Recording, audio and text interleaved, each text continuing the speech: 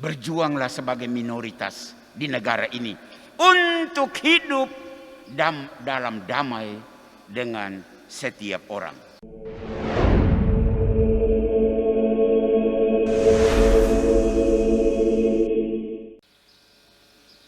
Bapak-bapak, ibu-ibu, saudara-saudari, para suster, umat yang terkasih dalam Kristus Yesus. Di hari raya Kristus Raja ini, saya mengingat akan pertanyaan sebagian orang. Ada yang Katolik, ada yang bukan Katolik. Pertanyaan mereka begini: mengapa gereja Katolik tidak boleh berpolitik? Mengapa pejabat gereja Katolik, paus, kardinal, uskup-uskup, imam-imam tidak boleh terlibat di dalam kegiatan-kegiatan politik praktis? Semisal mereka menjadi pegawai negeri, mereka menjadi anggota DPR, mereka menjadi bupati, menjadi gubernur, bahkan presiden. Di Amerika Latin pernah seorang uskup mencalonkan diri jadi presiden. Tembus. Tetapi untuk itu dia harus meletakkan jabatan uskupnya. Kenapa orang bertanya? Para pastor kita rata-rata bergelar S2, bukan rata-rata, harus bergelar S2 setelah belajar filsafat dan teologi. Ada pastor-pastor tertentu yang mendapat tugas belajar, mengambil spesialisasi di bidang ilmu kemanusiaan. Mereka bisa menjadi doktor, bahkan profesor, doktor. Artinya itu orang-orang ini punya SDM yang bagus untuk bisa membangun dunia ini. Mereka punya potensi. Lalu bisa dipahami pertanyaan orang-orang tadi, umat tadi. Mengapa mereka dibatasi? Rata-rata jawabannya karena dilarang gereja, dilarang Vatikan, dilarang paus. Dasar larangannya apa?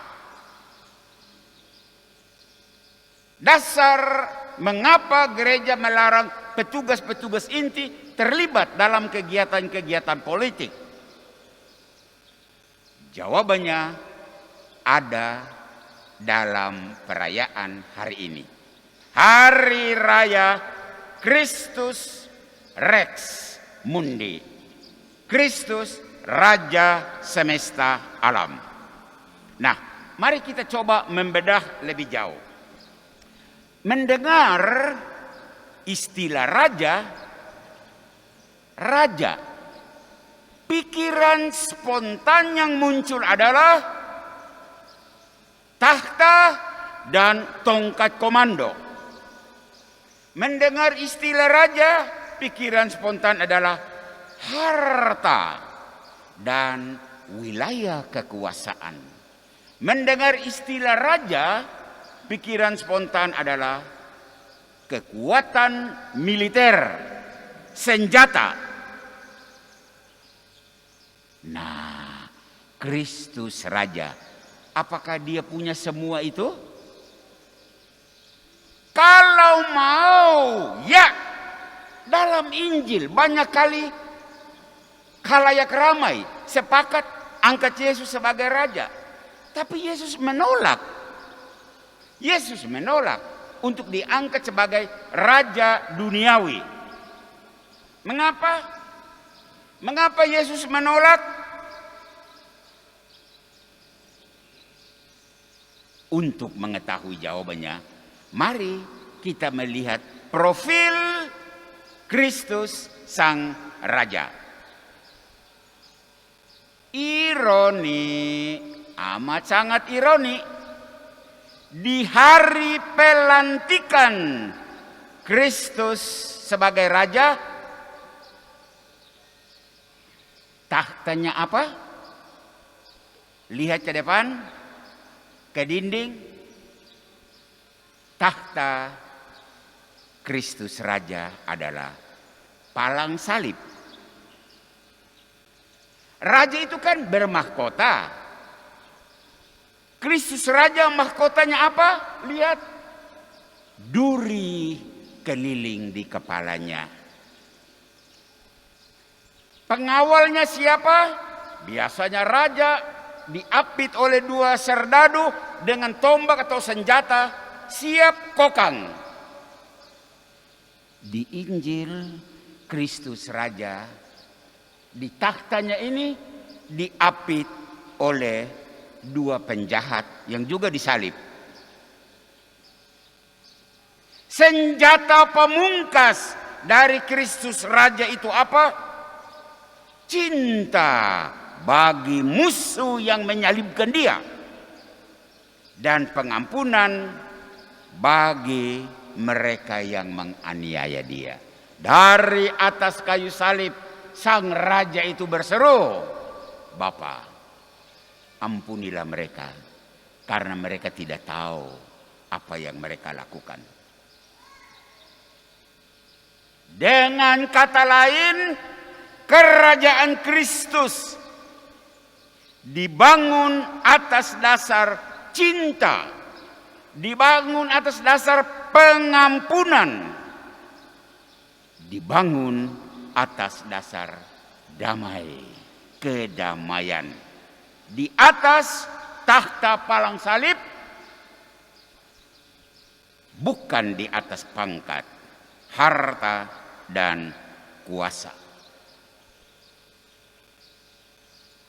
Orang normal akan bertanya, mengapa Yesus menolak pangkat, harta, dan kuasa? Sebaliknya, Yesus memilih cinta, pengampunan, dan damai. Mengapa? Ada 2 alasan. Ada 2 alasan. Alasan yang pertama, karena kebesaran atas dasar pangkat, kemegahan atas dasar harta,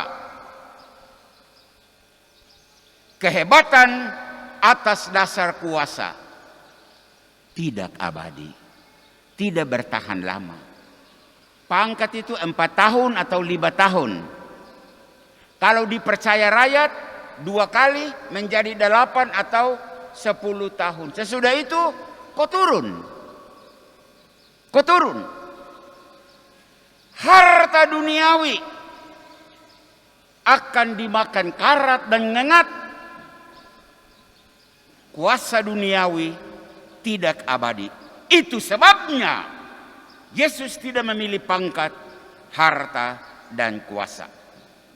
Itu alasan yang pertama. Alasan yang kedua, tidak semua orang mempunyai pangkat, tidak semua orang mempunyai harta, tidak semua orang mempunyai kuasa. Ini kita yang ada di sini. Mungkin ada orang kaya, ya. Mungkin ada orang yang punya pangkat. Mungkin ada yang punya kuasa, tapi tidak semua. Tidak semua. Tetapi yang pasti adalah semua orang pasti memiliki sebuah hati. Hati yang dipakai untuk mencintai, hati yang dipakai untuk mengampuni, hati yang dipakai untuk menciptakan kedamaian. Dan di situ Yesus memilih yang itu karena universal. Sehingga kerajaan Kristus merangkul semua orang. Segala lapisan dan golongan, di segala tempat dan zaman, laki dan perempuan, tua muda, besar kecil, kaya miskin. Kerajaan Kristus merangkul mereka semua. Inilah rahasianya. Mengapa pemerintahan gereja bertahan sepanjang zaman. Beda dengan pemerintahan duniawi. Paus boleh berganti, uskup boleh berganti, pastor boleh berganti. Tapi kerajaan Kristus tetap tegar. Dengan bendera palang salib dan senjatanya adalah cinta, pengampunan, dan damai. Hebat. Mendengar ulasan ini, apa kira-kira pesan yang kita bawa pulang ke rumah di hari raya Kristus Raja ini? Ada dua pesan. Pesan yang pertama, sadarlah bahwa kebesaran dan keharuman orang Kristiani, kebesaran dan keharuman orang Katolik tidak terletak pada ada tidaknya negara agama. Negara agama Kristiani, negara agama Katolik. No. Kebesaran dan keharuman orang Kristiani, orang Katolik bukan terletak di kekuatan sosial ekonomi orang Kristiani, tetapi pada praktek cinta, damai, dan pengampunan. Perhatikan paus kita, dan ini khusus untuk orang Katolik. Paus kita yang ada di Roma, dia jadi besar dan dihormati oleh dunia. Bukan karena ia punya kekuatan militer dan kekuatan senjata seperti Presiden Amerika atau Presiden Rusia. Sama sekali tidak. Paus kita di Roma dihormati dan dihargai dunia. Bukan karena ia punya kekayaan. Paus kita dihargai dan dihormati bukan juga karena dia punya negara besar dan luas. Aduh, Vatikan itu SP2 ini lebih besar dari Vatikan. Sebuah negara kecil di kota Roma. Tidak sebesar negara Amerika, tidak sebesar negara India atau negara-negara. Vatikan itu kecil. Jadi itu bukan andalannya. Paus kita dihargai dan dihormati dunia karena ia tampil sebagai figur yang selalu menyuarakan perdamaian. Dia selalu memberikan contoh bagaimana mengampuni musuh-musuh. Dengar apa yang dikatakan Paus setiap Angelus hari Minggu atau setiap pesta besar. Dia menyuarakan perdamaian ke seluruh dunia dan seluruh mass media dunia mengutip suaranya. Itu orang hebat. Pesan pertama. Pesan yang kedua, sadarlah bahwa sebagai orang Kristiani, pengikut Kristus, sebagai orang Katolik, kalau Anda yang minoritas di negara ini, Anda dihargai dan dihormati oleh warga bangsa dan negara ini, maka syaratnya adalah cintailah tetangga yang beragama lain. Islam, Hindu, Buddha, Konfusius, bahkan ateis, cintailah mereka. Engkau akan jadi besar karena itu. Sebagai orang Kristiani pengikut Yesus, Ampunilah agama lain yang selalu mengejek agama dan keyakinanmu, membakar gerejamu, menyebut Anda orang kafir.